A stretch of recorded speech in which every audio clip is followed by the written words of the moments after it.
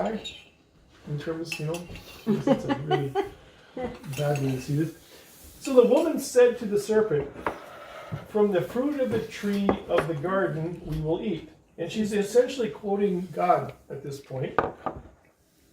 But one has to remember that Eve was not exactly around when God gave Adam the instructions. So she was not a first-hand participant in the instructions that were given by God. She received these instructions somewhat secondhand from Adam, in theory. So she says in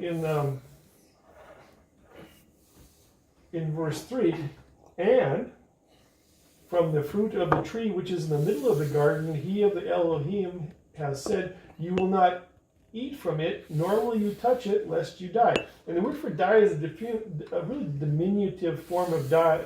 It's not like, mut chamut, which is to die deaths, which is like an emphasis on death. It's like the absolute kind of death. And it's not even mut, which is, to die.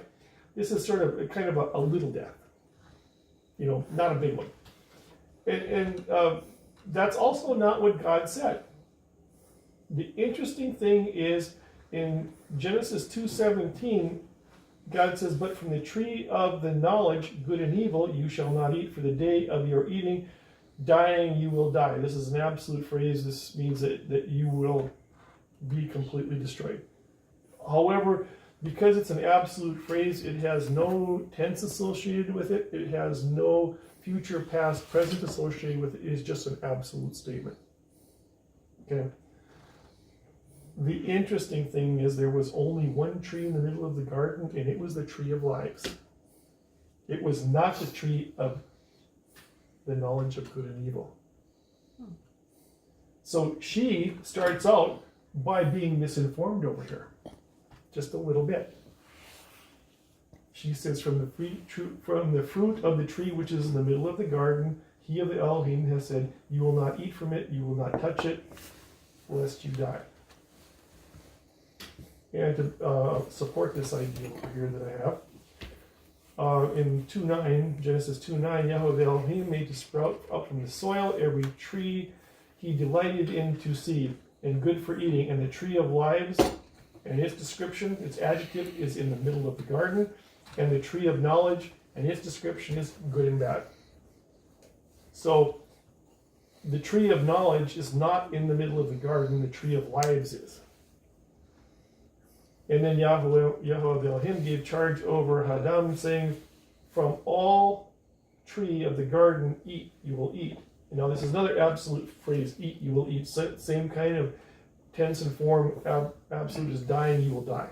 Or death, death you will die.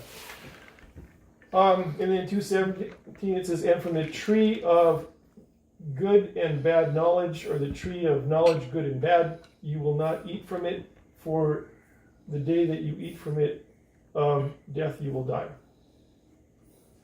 Okay, now, the serpent says to the woman, you'll not die deaths if you eat from the tree in the middle of the garden, which is not the tree of the knowledge of good and evil.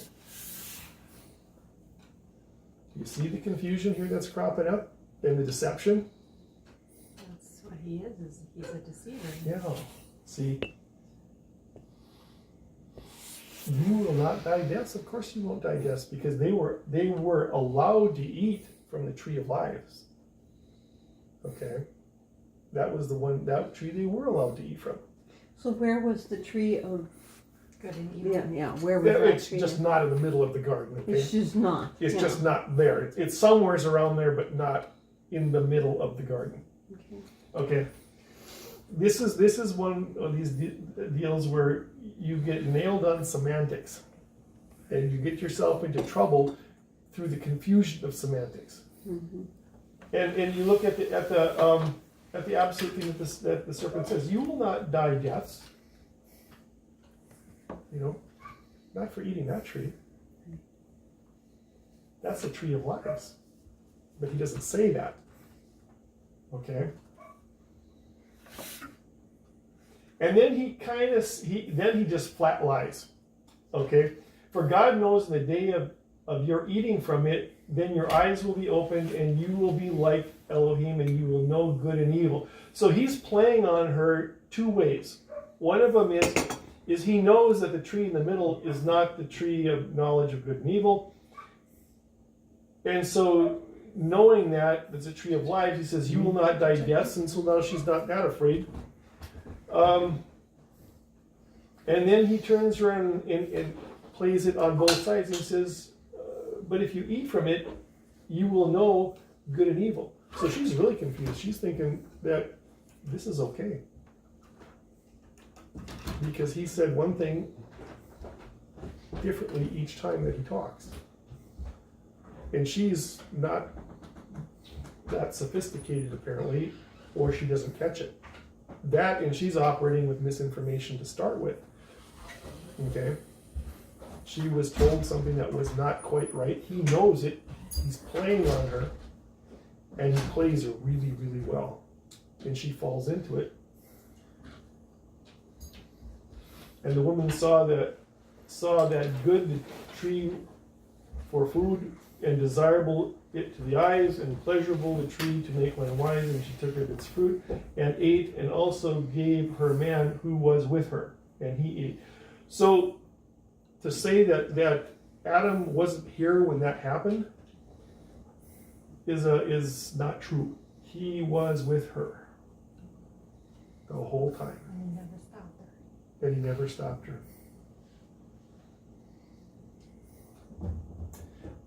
Excuse me. And they were opened the eyes of the two of them, that they knew that they were naked, and they sewed fig leaves together and made themselves aprons. And that's how the serpent deceived Eve. He played her both ways. She started out with bad information, bad knowledge, and that's, kind of a not so good thing. And then when she starts talking, she doesn't have the correct knowledge, and Satan's just like, oh, this is going to be easy. And it was. But the scary part is that Adam did absolutely nothing to stop it. And he was there for this whole conversation.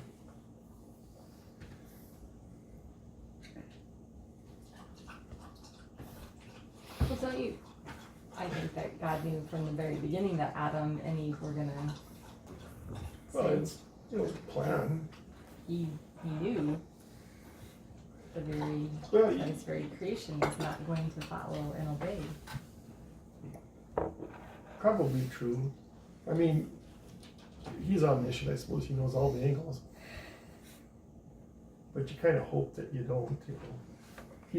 God goes through almost the entire Old Testament in hopes that whatever he does will cause his people to come around.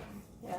But it's almost like, you give Gracious. a little kid a bunch of choices, but you say, all these great things, but you can't. Don't touch that. Don't eat that. Don't mess with that. There's a consequence. That's the first thing they're going to go for. Of course. Because they don't know any better. Human nature, though. It is. They don't know any better. Yeah, but they didn't know good and evil either. Yeah. And They so were totally innocent.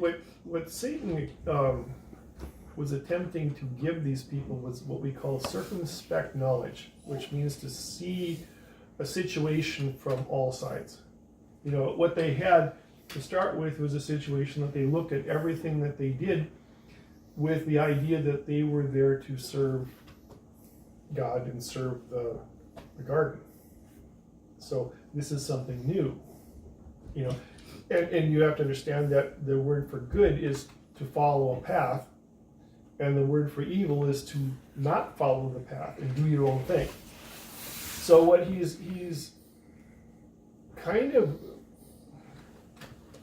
talking to them about is, you can exercise your own will. That's the knowledge of evil, is to exercise your own will in place of exercising obedience of what God's asking you to do. And what he's asking them, that they're going to be able to understand is they have their own will and they can do whatever they want. And in spite of the fact that they have that choice already, you know, until you go there, you really don't recognize that. Well, and hence, being too naive is not really a very good thing sometimes, No. right? Well, and just think of as Christians, You know, why if we need you're to actually raised so study and understand things. If you're so protected important that when you that go is. off to college, you know, you don't realize that, hey, this isn't. Troubling the world can really be. Yeah. There's no consequences You of a don't, party you tonight. don't even assume that anyone could think so evil. I mean, right? Well, you know, like I said, we think of it as in a moral standpoint. Good and evil as being morality. Yeah, Okay. that's true. Morality is an abstract concept. Morality does not exist in the Old Testament. In fact, morality doesn't even exist in the New Testament. It is the idea that you hear God's voice and you do what he says, as opposed to refusing to hear his voice and not doing what he asks. Okay? So That's the difference between good and evil. so the devil just came to them and basically said, well, there's what God said, and then, well, there's 17 other options you could do. And these 16 other ones you're doing might be better in your mind. Yeah. You know, He put doubt. Yeah. it was, I don't think so much doubt, it's just flat confusion. Yeah. I mean, she didn't have the knowledge, right, to start with, which is not highly surprising, not that she's, not because she's a woman, but because, you know, if you don't get it firsthand, and you're getting information secondhand, it's not the same. The quality is always, and the more generations that go on. I wonder, with knowledge, though, the less the if quality. they saw it as, well, this is a supreme being telling me something, and now I have another supreme being telling me something else. Which one do I believe in? Well, he's not a supreme being. You look at, Well, the description of No, but he was of a role, Did she see and him still that of way? some role He of a wasn't, but being. did she see him that way? As more knowledgeable than her? Well, I think maybe more knowledgeable, yeah. Yeah. Because it says he was. Authority over her? I mean, Maybe not, but it says here that he was cunning. And the word for cunning there is not a positive word. It means that he was very sneaky. Hugely sneaky. And the word, the Hebrew word for cunning has a very, very negative connotation around it as well. And so that you're doing things for the purposes to be destructive. Okay? And that kind of describes, but it also describes him as being of than all the living beings of the field that Yahweh had made. So it really defines him as not being a particularly celestial type of being. It's a creation. And it's a creation that matches all the animals that walk around. It's a type of creation that the living beings of the field is the exact description that God uses to describe all the animals that he made. It's not a description that he uses to describe human beings. But isn't it interesting that they could understand him, or or they spoke the same language? That's weird. I mean, There's lots of animals don't interesting- generally talk to you. Not anymore. Oh, except Barkley. He talks to me. Except an occasional parrot or something, you know. Yeah. No, I don't know. There's a lot in the Bible that you look at it and you think, okay, there's got to be more to the story. Yeah. Yeah. And we only see In part. Yeah. a very small part of it. Oh, yeah. And as much as it's been passed down time over time, even what they were told back in the biblical times about it has massively changed in 2,000, 3,000 years. well, you know, think about how much trouble ignorance got her into. You know, I've encountered people even in our own church that don't believe and have expressed so that, you know, studying these things, you know, obtaining more knowledge like this is not important or even necessary. So you think, you know, being ignorant is dangerous. this got them in trouble, you know, how much more trouble can we get into? You could, How easy is it for our thinking to be, you know, to be screwed up, twisted, or for us to be deceived because we're ignorant? you look at verse 3, the end of it, you will not eat from it, and then it's added, nor will you touch it lest you die. This is Eve saying this. You can almost hear Eve walking in the garden with Adam, and Eve says, what's that? And Adam will say to him, don't touch that, it'll kill you. And does it in such a passing way that, you know, it's like, don't touch that, it'll kill you. Yeah. And so she hears that, and she takes it literally. Don't touch it, or it'll kill you. Which it will. But then the devil comes to says, it might be like your inner voice, and just says, well, maybe not. Well, and that's exactly And what he does does. Adam know? That's exactly what he does. Said the serpent to the women, you'll not die deaths. Not for eating that tree. You know, but she's confused as to what tree it is. You know, which is which. It looks good. And you can almost, you know, see Adam not even pointing to the right tree, or not even pointing to a tree. Don't go over there, that's bad. You know, just like you do to a little kid almost, which just incites them to want to have a piece of that. There's cookies in that jar, don't eat out of it. That's right. They do the first thing they do is go with it. Shouldn't have said there was cookies in the jar, you know. Yeah.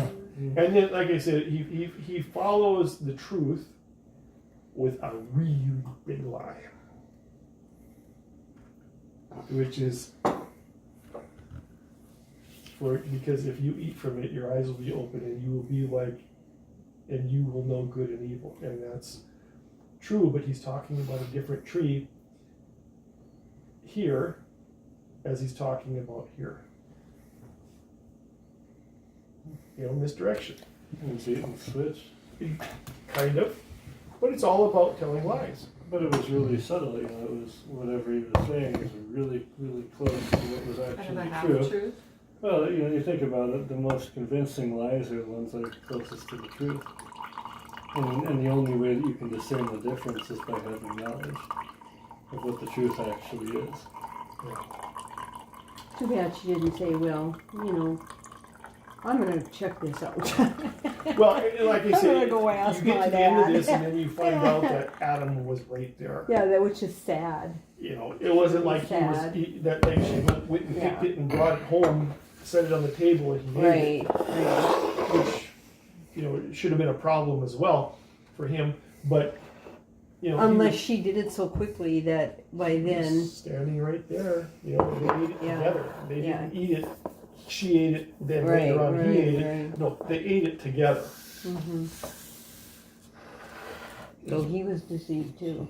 Well, no, his problem is a little bit deeper. Well, it was that she was eating it, so he might as well try it too. I don't think that's how God dealt with him the way that he dealt with him. They, you know, you notice they were their curses and their punishments were different, and the curses and the punishments matched their involvement. So, wow. Anyway, that's the lesson for today. Kind of surprising God would allow a devil to even enter Eden. Well, you know, we don't Yes, have that's a free really will. good timeline for the fall of Satan. Mm. Right. Yeah. You know, we can make suppositions as to, you know, when the ranks were broken there. I always wonder how after they got cast out of Eden, how did they survive? And how did the population increase? That's next week. Because I always thought about population, like, so But I'll give Adam you, and Eve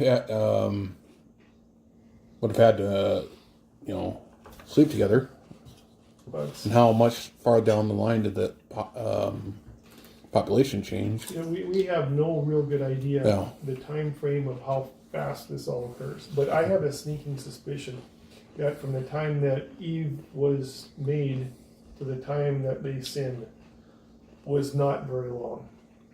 I have a sneaking suspicion that it was probably mere days. They didn't last very long. Might have been mere hours. Well, the other strange thing is they only had each other to bear children with. So Yeah, that's the one I'm wondering all about. the incest, man. Well, That wasn't an issue then. it seems like it wasn't. You know, we They looked don't at that. think so, but Yeah, you know. there's daughters Social- that slept with socially. their fathers because they said there's no other men around, and they never Right. said that the children had. Socially, they you know, probably didn't. Right, They didn't right. understand. Yeah, but, I know. It's so crazy. It's just interesting how But that. then the genes, everything was pure. It's I know Puritan is now, so you didn't have. but still, yeah. You know, I've wondered about that one. God Too. has His hand on things. You know, you look at how long they lived yeah. Yes. as well. You know, that's not something genetically we have the ability to do. How long did anymore. they live anyhow? Well, 800-900 years. I know. Oh, okay. You know, anywhere from 600 to 900 years Yeah, in right. that neighborhood. Right. And that was common then. Mhm. Yeah. It turns out that just prior to, like within moments of the flood occurring, the last of the patriarchs die. You know, the lineage that's listed. If you actually take their birth date and their death, and you start, you know, doing all of these genealogical things, what you find out is within the short span of 100 years, all of these guys die almost at once. So up to that point, unless somebody was murdered, nobody died. And then at the very end, right before the flood, they start dropping off like flies. I'd love to see a scientific try a scientific discussion on how to rationalize how long they actually live, how they actually would live that long. Well, you also have to understand that that was a radically different. Yeah, that they and lived they had on. more oxygen. They didn't have all pollution much. And It just was there's radically something to say different. about that. They were all eating. That was Pure, their job to go pure and stuff, get their right? food. Well, their job literally was to just, oh, I like that. I'll eat it. I think Mhm. you know, Yeah. all of the fruit, all of the vegetables, everything that they ate Yeah, it was pure. growing on trees, and they Yeah. just went and picked it. Yeah, It was available for them continuously. Food was not an issue for them. They didn't have to plant gardens. They didn't have to hoe. In fact, when Cain tried to do that, that's when God God lays a curse on Adam a little bit earlier. But the curse there has to do with planting your own gardens. Yeah. He says, if you plant your own gardens, I'm going to curse this thing, and it ain't going to grow. And the things that are going to grow are things you're not going to eat. So don't even try.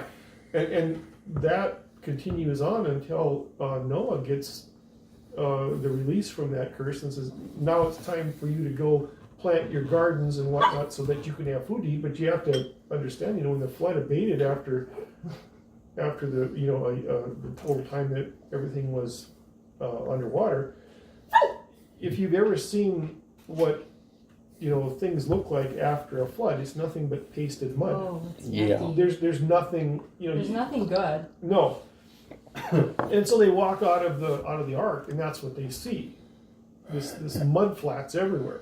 There's no trees. There's no anything. It's all gone. Everything. Just mud flats. And so God says to them, okay, you know, go plant some seeds and start raising a crop. I should have And good soil. the irony of this is, so what is the first thing that Noah does? He goes and plants a vineyard, makes wine, gets drunk, and gets sodomized. In that order. You know, we're not planting potatoes Yeah, here, right? humans are real. Yeah, We're a piece of work. we're planting. We need wine, especially after all the people on the planet died.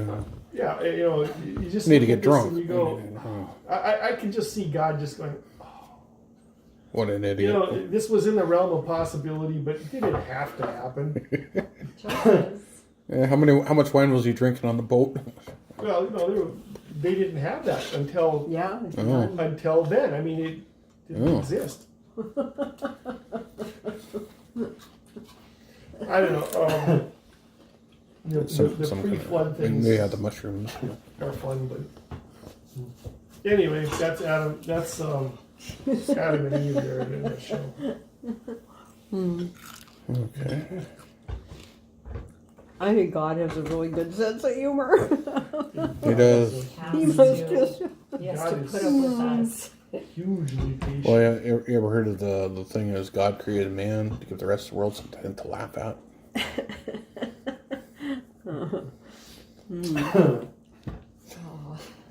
So the question that this whole thing begs, I guess, in conclusion, is,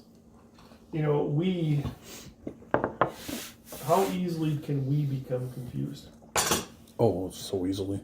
How much knowledge do we not have, and how hard would it be for somebody who did have more knowledge than we did, who could talk real fast, to be able to confuse us and to cause us to believe things that aren't true, or to cause us to do things that we shouldn't be doing? Yeah, easily. Happens every 4 years in this country. Like every time I've ever seen a guest evangelist in a church. Yeah, well, you can't Okay. throw that baby Not out. wrong, yeah. You can't throw that baby out with the bathwater either. There's good. I've seen a couple of good times. Then again, that was just chasing after money, but Like every politician, pretty much. We have to, as Christians, we have to be discerning. I think that's, Paul said that. I don't think there's very much discernment left in the world today. Well, not even in the secular world either. No, for sure there. Yeah. the whole reason I even mention that is because when you have these guys, they're going at a million miles an hour. It's purely off of emotion, and we don't even stop and question whatever it is they're saying. We don't stop and think about, does this measure up to what the scriptures, does measure up to what we know? It's just emotion. Doesn't even measure up to long-term thought. It's just, what short-term. And then see Do you not know the work that God is doing in that moment in somebody's heart and life? And for each of us, we can look at it and say, well, was that for me? And if that's not, if it doesn't bear witness with your spirit, then you have to say, okay, I'm going to shelve this for right now. That's what I personally do. Yeah. And, maybe it's not a now thing. Yeah. But I agree, you don't throw the baby out with the bathwater, Well, because okay, God so can move this is a powerfully. question. I was reading in Acts today that Sosthenes, he took over for what was the proconsul or the head of the synagogue in Antioch. What was his name? Some sea guy, and then yeah, and then Sosthenes took over, and then the riot occurred, and so Paul couldn't come back in the synagogue. But later on, what someone was asking then later on he mentions that Sosthenes is traveling with them. So could it possibly been that Sosthenes? Yes, actually it was. I now know the story. So isn't that kind of cool? I mean, the very man that helped to cause the riot so that he couldn't teach in the synagogue now is traveling with them. Well, and that's, you look at Paul. Yeah, and look at Paul. Yeah. Paul was killing Christians, and all of a sudden, Jesus on the road to, and the next thing you know, Paul's taking all that energy, all of that, what have you, and he's now a Christian. It seems like when I look at people, if they have an opinion and they have a strong opinion, I'd much rather be talking to that person than the person that never has any opinion at all. Because the person that feels more and is more engaged will do the work, I think. And that's been my experience. I don't know if that's true, but Paul, at the very least, has an obsessive personality. He just needed focus. Oh, Paul must have been something else, though. What a brain! Oh my gosh! But that idea that you can change, you can be changed. Yeah. You start out with certain kinds of knowledge, and then as you obtain more knowledge, your whole fundamental position can change. Yeah. You know, and so this is what happens with Paul. This is what happens with Sosthenes. There's major changes in your focus as a result of the increase in knowledge. Mm-hmm.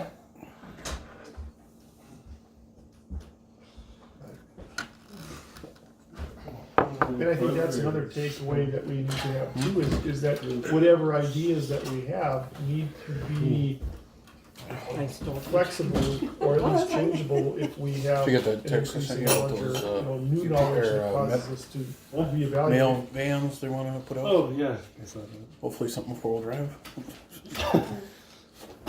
No, I actually think, you know, when I look at that now, I think you can be They're spending too that much sheltered money in your on life. that. Yeah. and then you get out in the real world and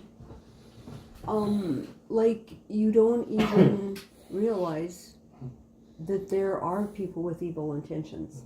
Like so it is easy to get deceived by them, to trust them, to, you know, well, especially trust, you know, because you've never encountered, it would never enter your mind or your heart or your spirit unless the Holy Spirit would drop something in there. But Years ago, I was involved in debate, forensic science they called it.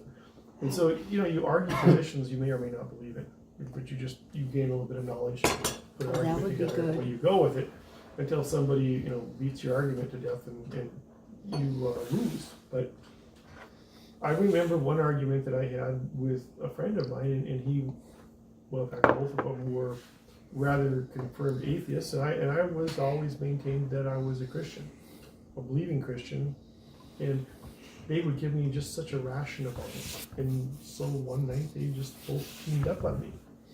which is hard. And you know, these are highly intelligent, you know, people. All of them were merit scholars of epic proportion, and I was just sort of getting by. And finally, got to the end of I had enough, and I said, you know, when they gave me a chance to speak, I said, you know what?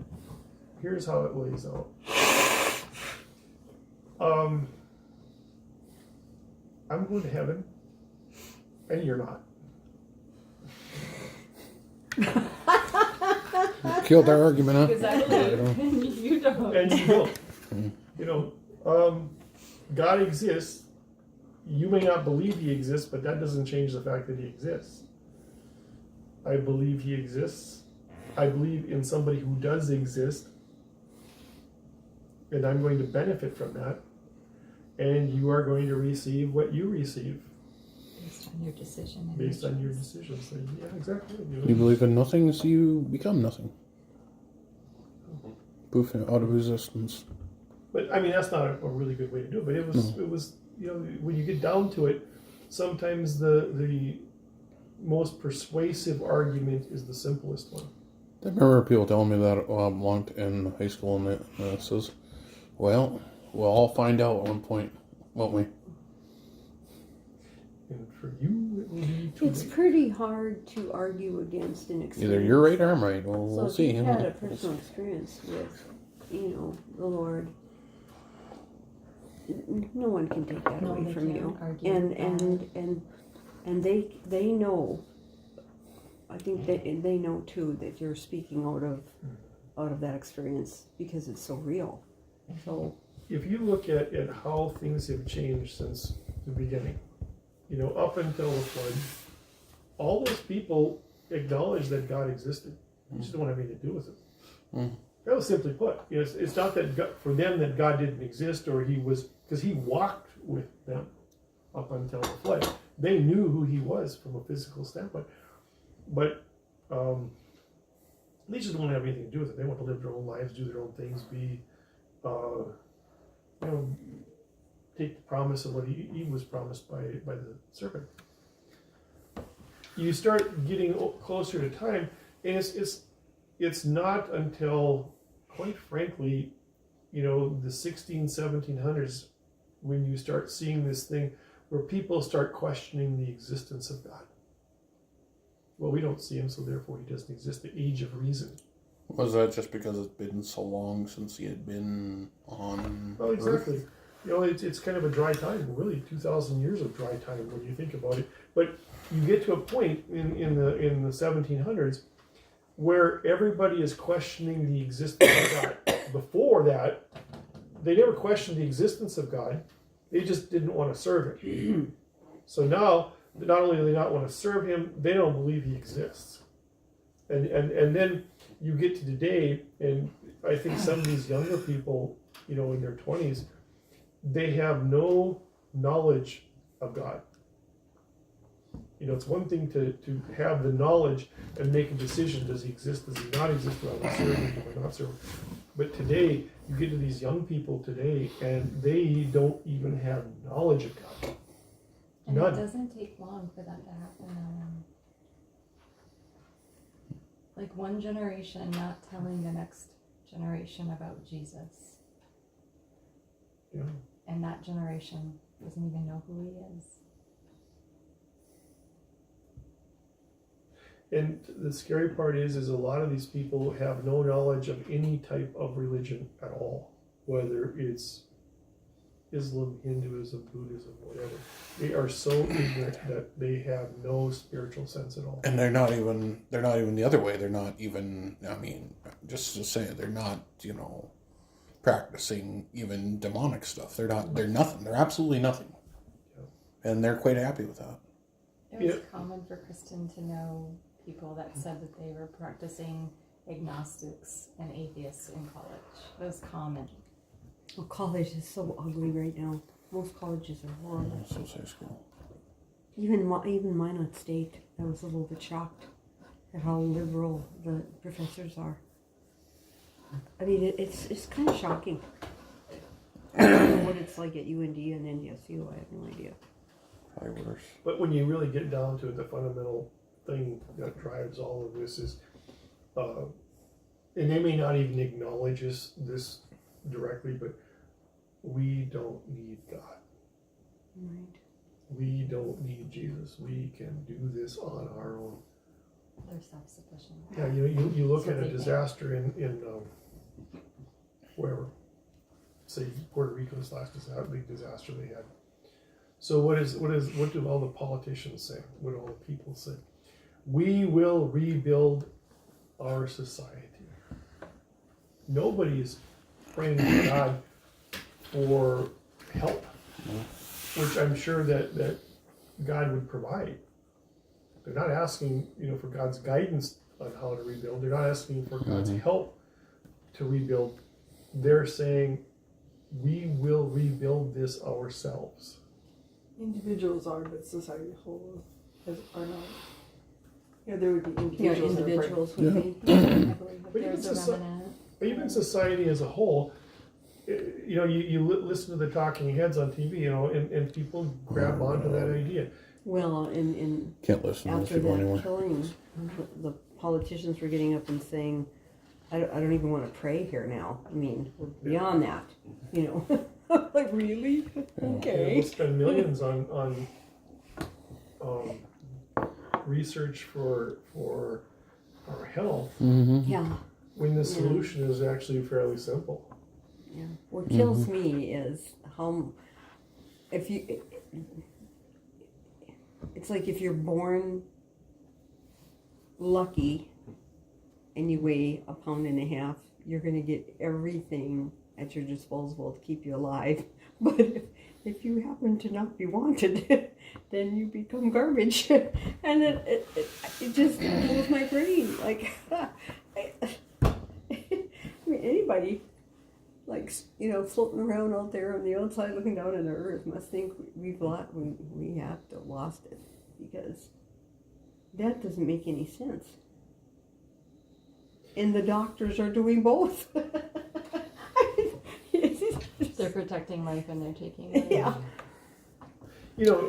Jesus said, seek ye first the kingdom of God and his righteousness, and I'll give you food to eat, clothes to wear, and a place to live. And so, in general, today, instead of seeking God first and his righteousness, we go get a job because we're going to do it our way. And we do, and we fail. we become slaves.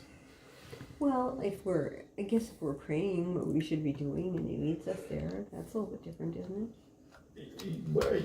How he arrives at it, but it starts with Yeah, seeking God. yeah. And Well, then he'll who provide even us. talks like that? I mean, you know, Other than pastors, not really anybody. no, and I mean, well, what are you doing when you graduate? It's like you have to have it, right? Oh, You- yeah. School bills, you know. I haven't. I started practicing. This is the second time I've practiced this for any extended period of time where I just focus on God Mhm. and do what He asks me to do, which thankfully has not been a whole lot, really, when you get down to it. But He has provided for me unbelievably in ways that it just happens. I just got off of this stint working for EGP. They called me. I didn't solicit a bit of that. I've got another thing going that provides a little bit of funds periodically, and it wasn't something I solicited. It's something people called me. It's not that I advertised or I don't even have business cards. But God provided what I needed, and not an inch more either. Right. And so every time I kind of get a windfall, the question in my mind is, what am I going to need this for? And you know what? It always comes up. Sometimes it's directly related to the family. Sometimes it's somebody else out there who says, they have needs, and I just happen to have the resources to provide it. But I don't really work that much, that hard. Today was pretty cool because I had two people call me